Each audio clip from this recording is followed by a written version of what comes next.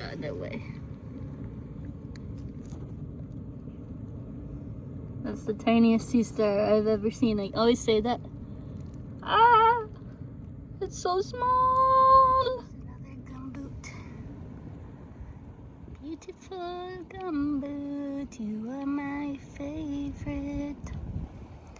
You are prehistoric, which means you are perfect. Oh my gosh, look at its little friend. What is that? Macro mode, initiate.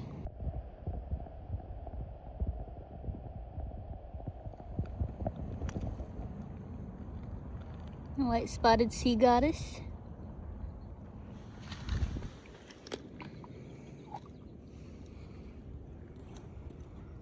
Welcome back, Nudibranch nerds. Today we're tide pooling in Pebble Beach, and it's about a negative 0.7 foot tide. Let's see what we can find.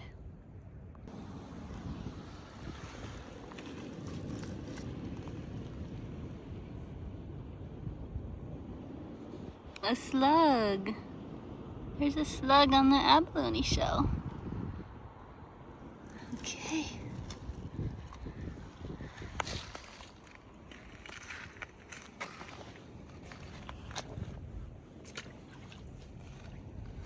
Hello, crow.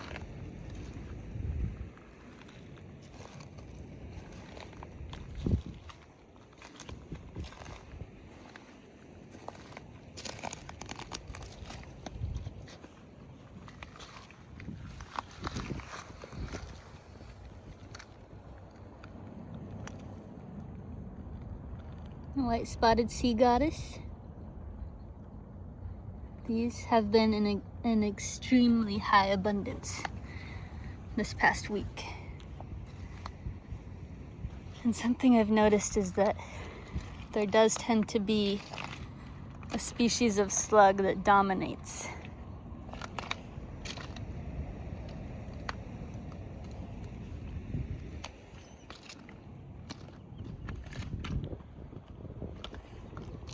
There's so much to explore.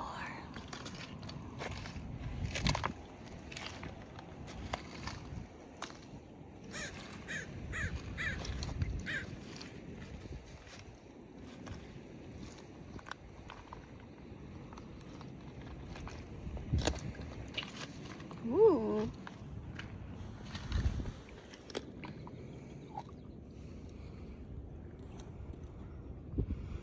This one is weathered down on the outside, so you can see that kind of iridescent, or I guess opalescent sheen on the back too, which you don't usually see.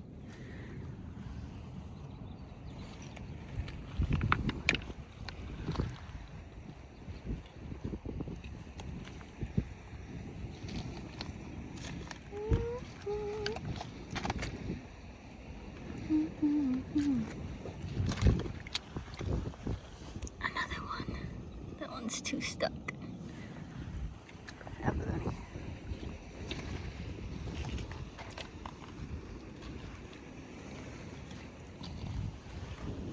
That star.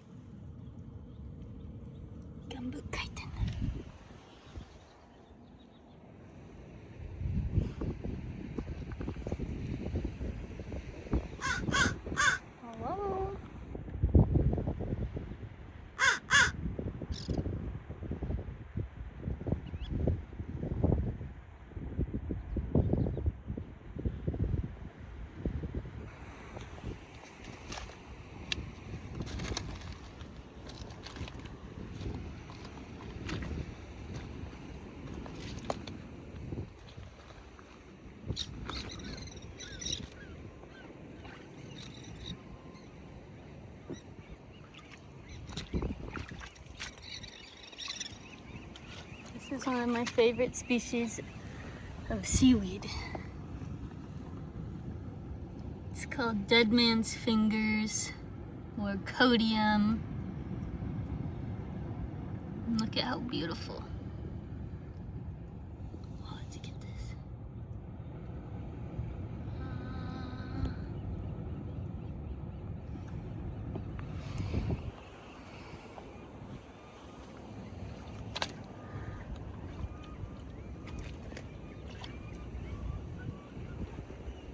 Oh my God, it's so beautiful.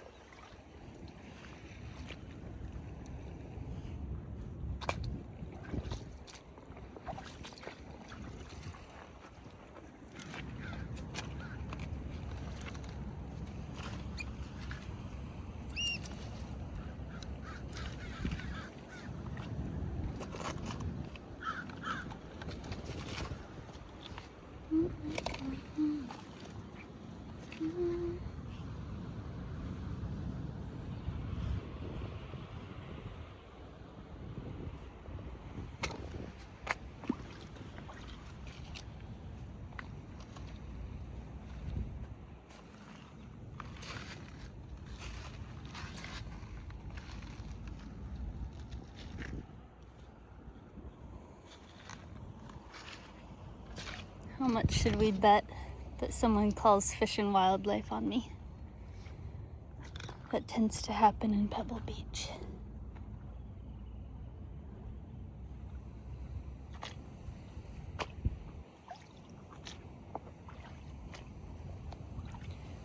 Pebble Beach is also one of the places I observe the most runoff. It's like dark brown water literally running straight into the tide pools, which I'm thinking is probably from the golf courses.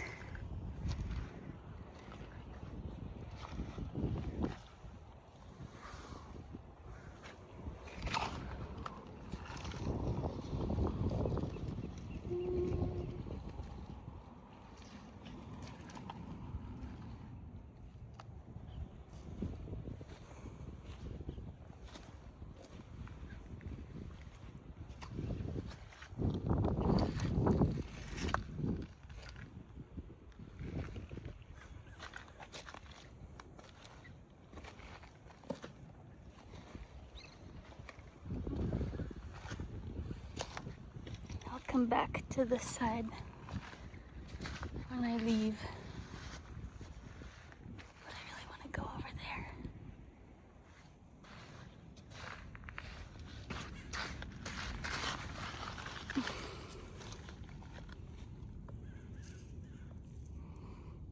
This is a plate from the Gumboot chiton, which we saw earlier, the largest chiton species in the world. And they have 8 of those plates underneath their mantle, which is that red leathery part. All chitons have 8 plates, but most other species, they're visible and they're not covered with the mantle.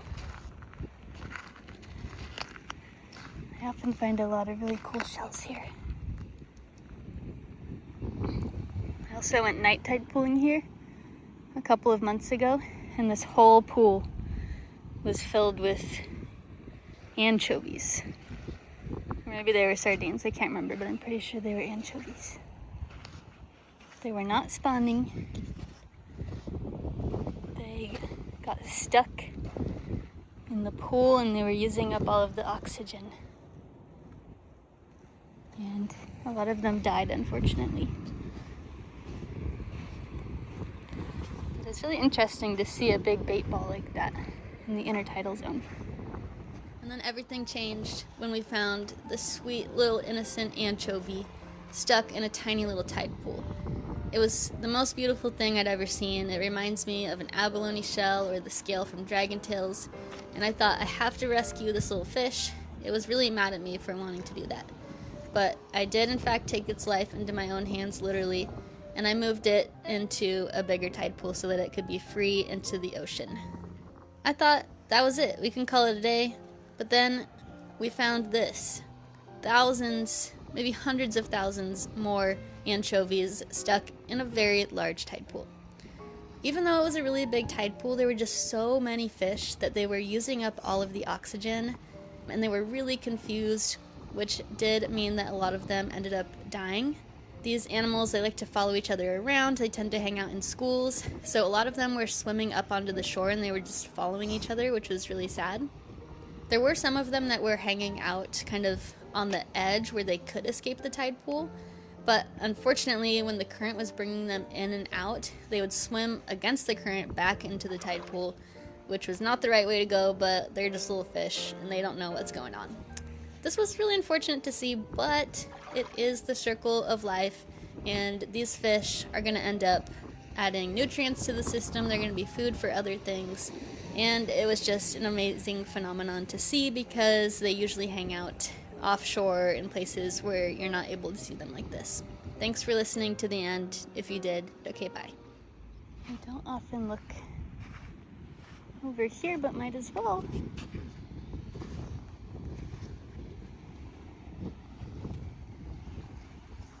I'm very careful about where I step. I make sure I don't step on any sea anemones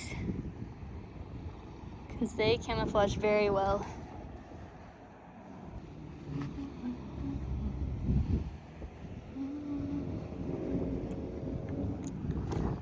Another thing I'm looking for here is a sea hare. I've been trying to find a sea hare all week. I've gone to all the places I've seen them before, but I'm not finding any, which is fine.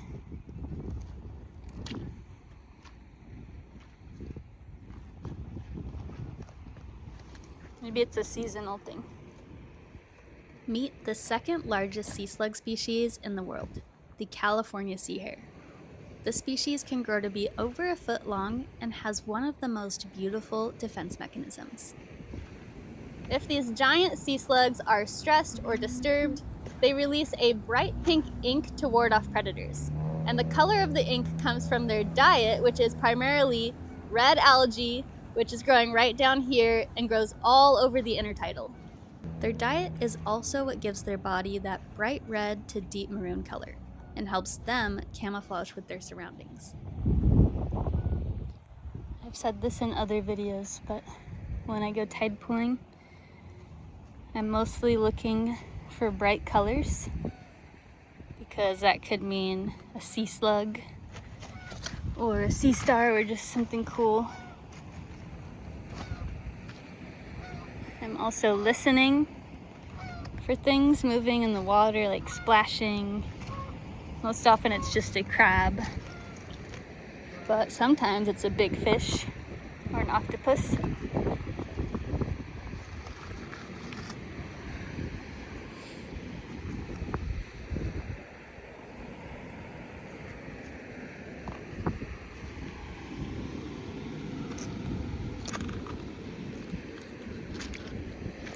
I also just look for water movement. Sometimes what looks like a little stream of water could be the siphon of an octopus.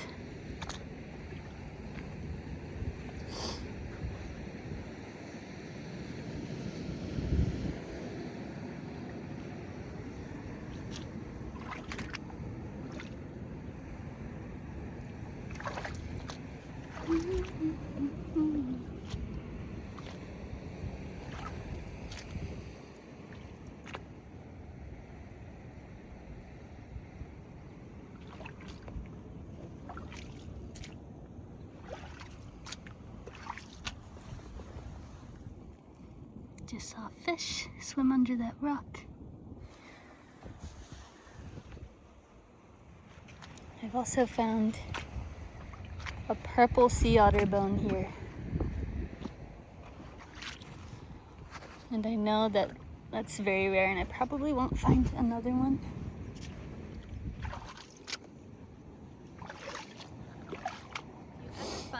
purple bone washed up on the beach, there's a pretty high chance it came from a sea otter. On the west coast, sea otters range from California to Alaska, and they eat a wide variety of food, mostly hard-shelled invertebrates like mussels, abalone, crabs, and purple sea urchins. Sometimes an individual otter will specialize on a particular food source. Purple sea urchins contain a pigment called echinochrome. So if an otter eats primarily purple urchins, this can turn their bones and teeth purple through a process called echinochrome staining. It's kind of like how we can uptake beta-carotene from carrots and how flamingos turn pink because of their diet. I know you're all wondering, if you eat purple urchins, will this turn your bones purple? The answer is probably not. Sea otters eat about a quarter of their body weight every day, which would mean a 150-pound person would have to eat about 40 pounds of urchin a day. Urchins are edible. People often eat their gonads, also known as uni. And while there is echinochrome in their uni, it's primarily concentrated in their purple spines and in their test, which wouldn't taste very good. It is illegal to possess sea otter bones, so if you do find one, you unfortunately cannot take it home. But you would have insight into what they're eating in your region, which is really cool to know just from the color of the bones.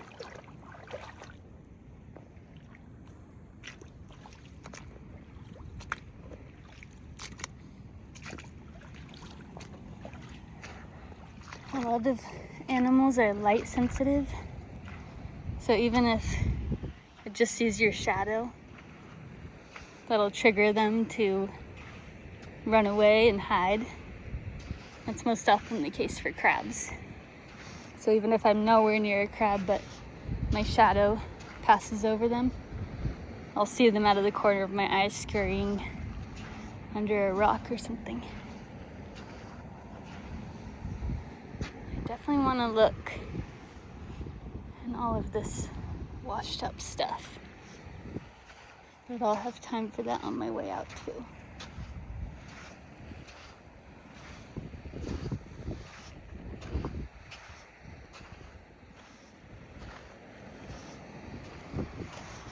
I'll also look in this section on my way out.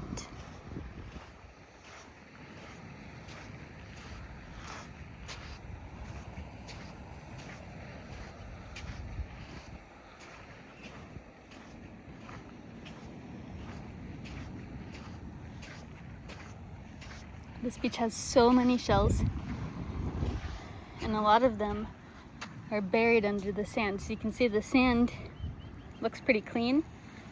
And in this little area where there's some fresh water coming in, it's creating this little canyon for the stream.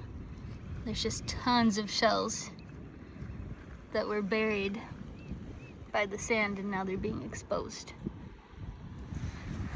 And I'm willing to bet this whole beach is like that.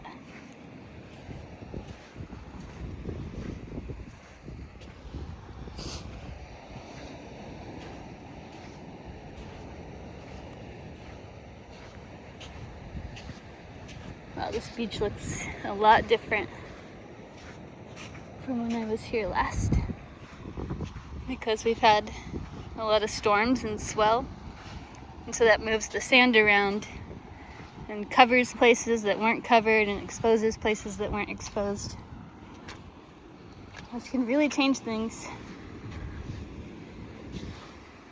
And I'm sure that has an effect on the sea creatures, because honestly, I haven't been seeing that many sea creatures this week. Although I did find 25 sea slugs a couple days ago. But even for me, I'm like, the diversity wasn't very high. But the abundance of this one species was, which is interesting. I want to go out here, and egret just peeked behind that rock as hunting for fish. I love egrets. Sometimes I feel like an egret because I have awkward legs. And I enjoy just sitting looking into a tide pool, waiting to see something cool.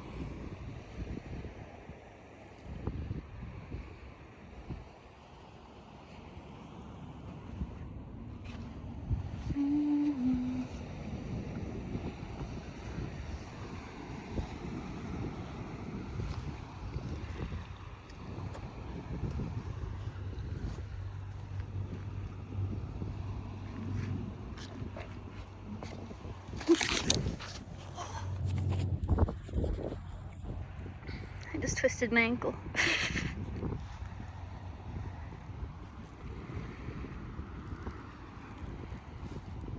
But I think it's fine. Ugh. Be careful, guys. I was not paying attention to where I was stepping.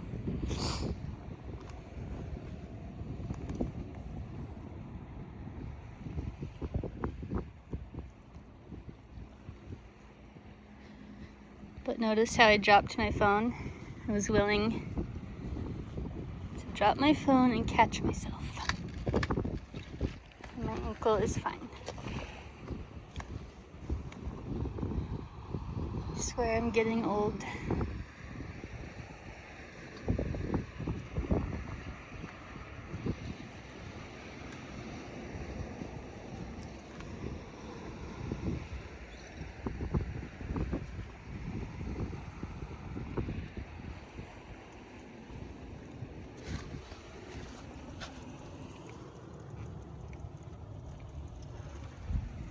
Usually I peek in all the cracks and crevices. Oh my gosh, I sound so old. But my leg has been hurting, so I'm taking it easy. But we're still finding cool stuff.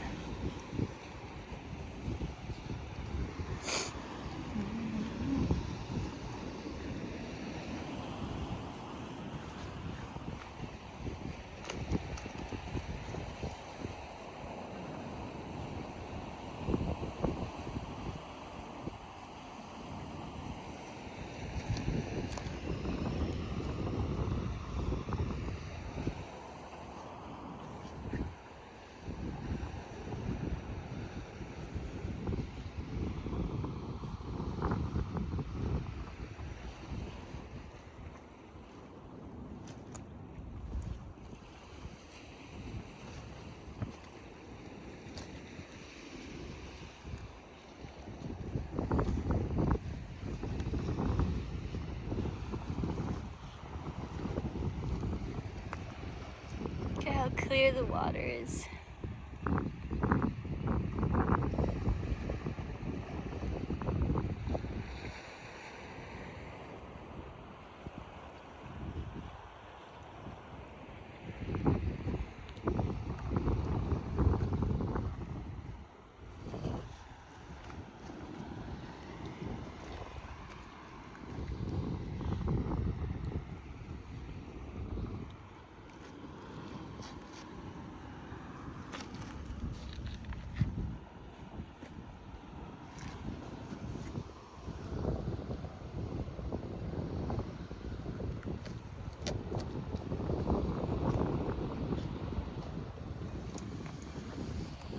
There's a Gumboot chiton.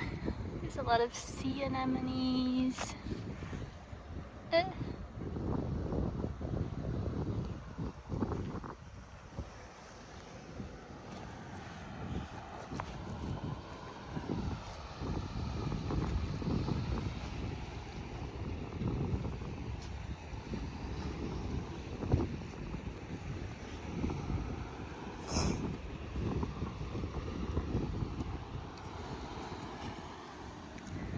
That's a huge Gumboot.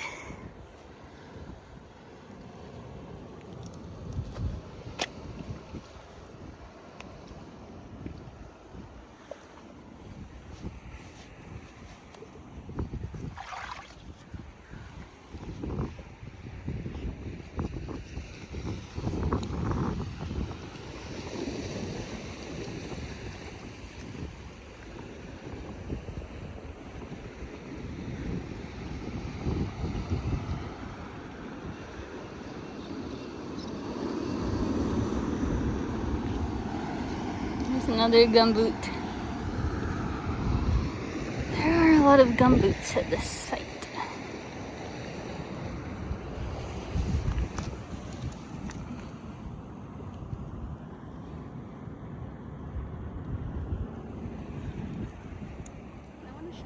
The weirdest sea creatures you can find tide pooling that you've likely seen before and didn't realize was an animal, and that is the Gumboot chiton. It really just looks like a rock here, but once we lift it up, we can see it has this bright orange foot underneath, similar to a snail or slug. I also found this one laying belly up. It likely fell off of its rock when the tide went out. And here we can clearly see its mouth at the top, and all of the brown slits going down the sides are the gills. I put this one back in a pool of water so it wouldn't have to wait for the tide to come back in, but not before getting a closer look at the mouth. Pretty creepy, but also cool. I was also lucky enough to find some Gumboot chiton plates. They are related to snails, but instead of having one external shell, they have 8 of these plates underneath their mantle, which is the big red part.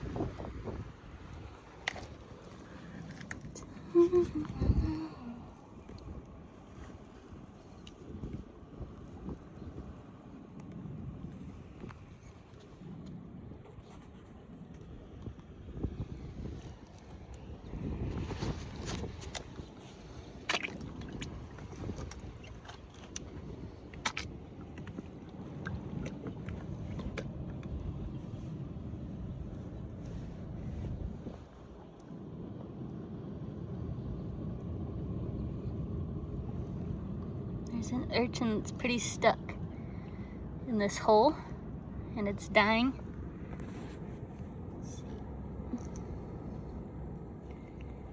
You can tell because its spines are falling off. And they do create these burrows in the rocks. They can literally eat through the rock and create burrows. But if they create a hole and they grow too quickly, they can get stuck in the hole, which could be what happened to this one.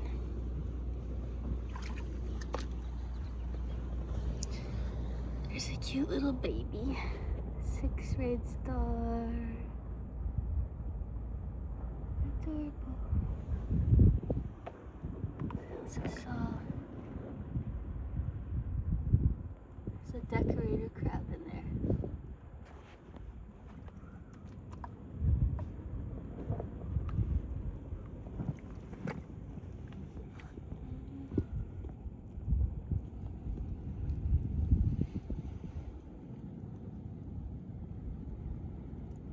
Oh my God.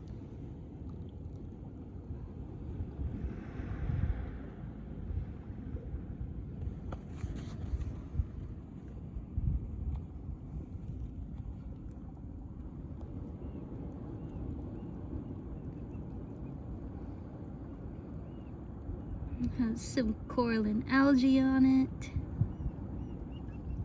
Likely some hydroids. Pretty good.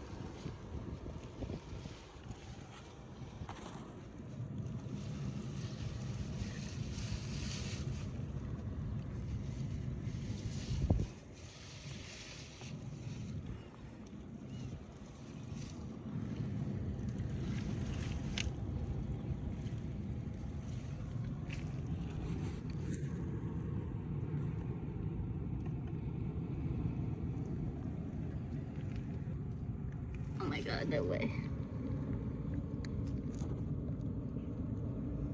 That's the tiniest sea star I've ever seen. I always say that. Ah! It's so small! Holy crap.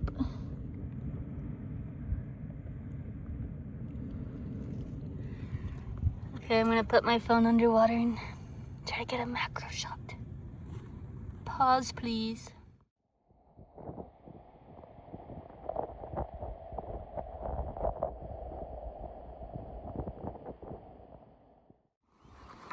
We're back. That didn't really work.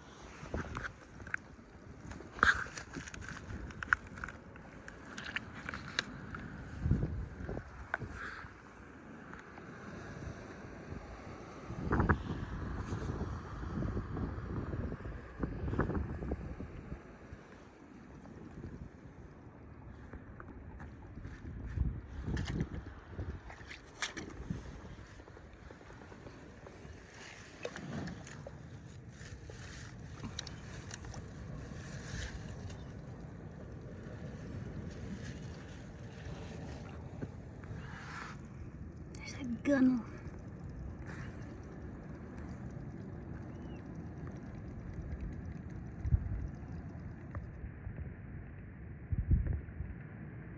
A gunnel. A lot of people think gunnels are eels, but they're not technically eels. They're something else. Well, that's cool.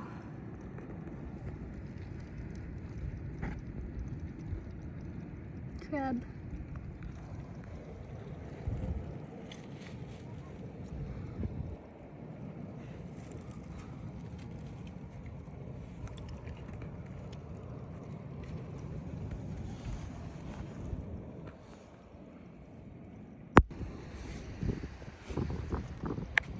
There were people, but now I'm back. I might just be more quiet.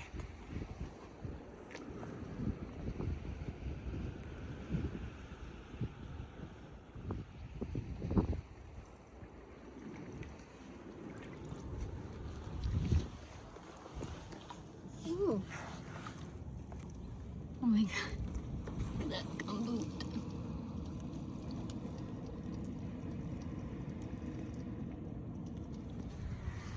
That is a beautiful gumboot chiton.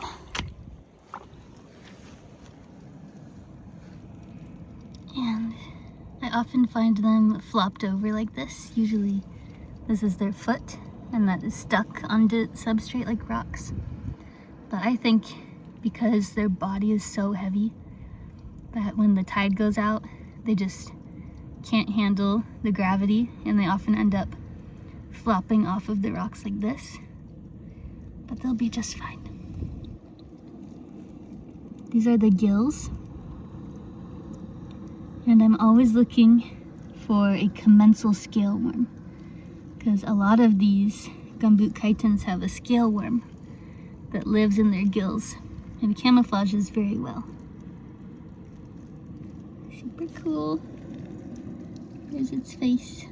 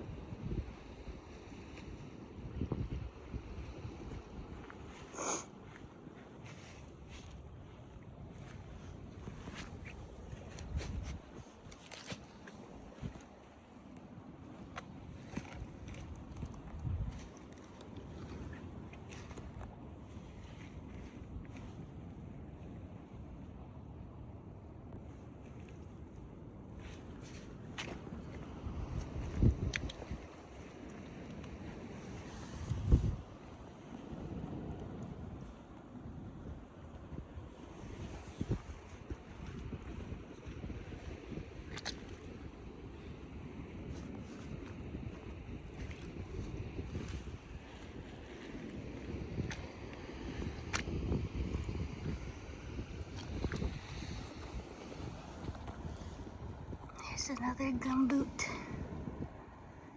Beautiful gumboot, you are my favorite. You are prehistoric, which means you are perfect. Oh my gosh, look at its little friend. What is that? Macro mode, initiate.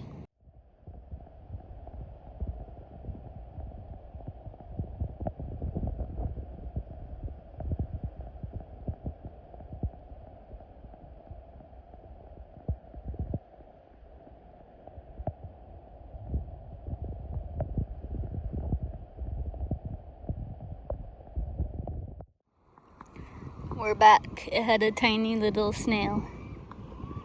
Also, can you see how yellow the water is? That's from that runoff that I was telling you about. Which could be why I'm not seeing very many slugs.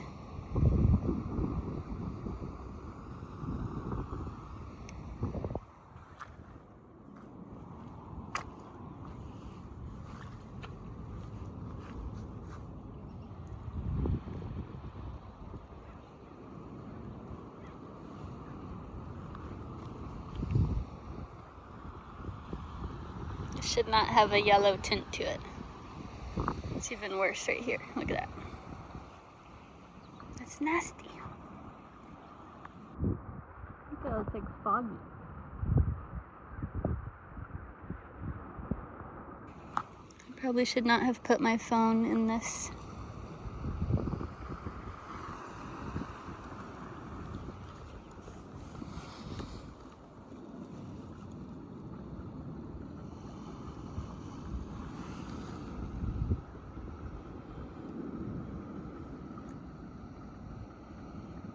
Another thing is the water has been very warm, and we live in a temperate region where the animals do not like warm water. So that could be another reason.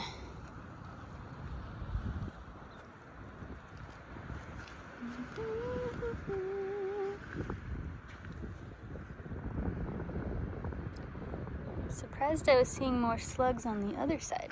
I usually see more over here, but this is closer to where the runoff comes from. Let's look over here.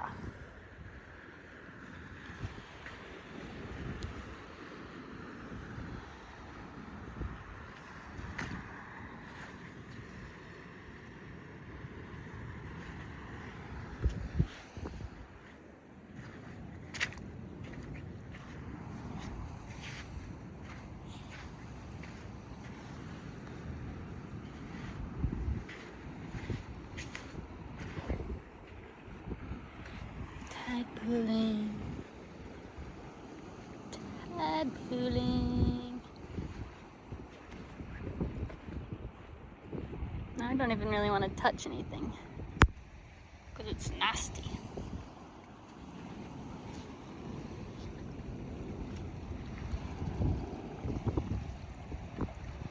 Damn.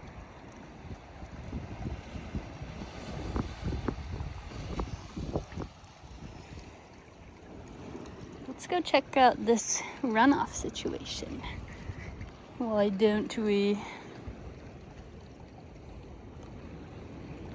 Let's go make the people of Pebble Beach care about the environment.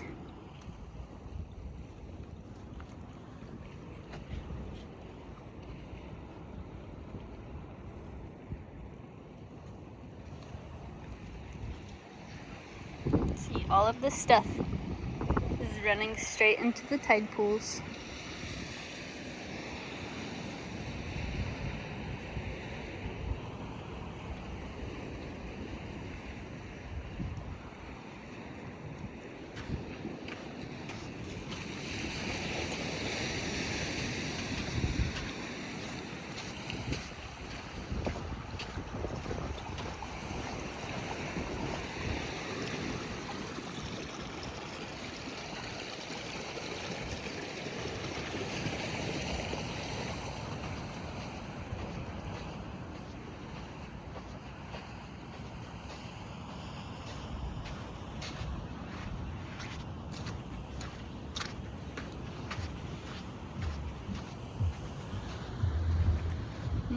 Look at that brown water.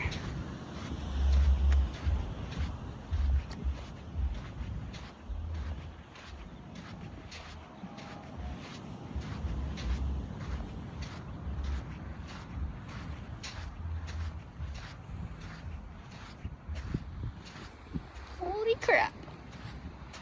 It's literally black. It's coming. From those pipes back there.